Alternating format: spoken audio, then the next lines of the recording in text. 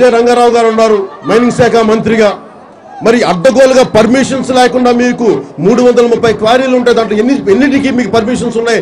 అడ్డగోలుగా బద్దలు కొడతా ఉంటే వేల సంవత్సరాలకు సంబంధించిన బౌద్ధారామాలు కూడా, బౌద్ధ స్తూపాలు కూడా కూలిపోతూ ఉంటే దీనికి ఏ హెరిటేజ్ సైట్ మిగులుతో ముఖ్యమంత్రి గారు ఆలోచించుకోవాలి. కనీసం ఉత్తరాంధ్ర నుంచి వలసలు వెళ్ళిపోతున్నాయి, కొత్త పరిశ్రమలు పెట్టట్లేదు.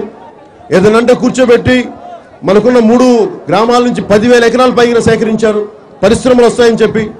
నాకు చాలా కోపం కలిగించేది, ఆవేదన కలిగించేది, పోరాటం చెయ్యాలనిపించేది కూడా భూదోపిడి, భూదందాలు.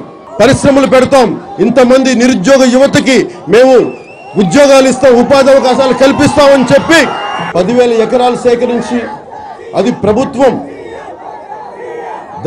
దళితులకి, వెనుకబడ్డ వర్గాల వారికి భూములు ఇస్తే మళ్ళీ ఆ భూముల్ని వాళ్ళు వ్యవసాయం చేసుకోనివ్వకుండా పచ్చని పొలాలుండి పచ్చని చెట్లున్న చోటని మళ్ళీ లాక్కొని 10,000 ఎకరాలు సేకరించి ఈ రోజున మళ్ళీ రియల్ ఎస్టేట్కి మళ్ళీ ముక్కలు అమ్ముకోవటం.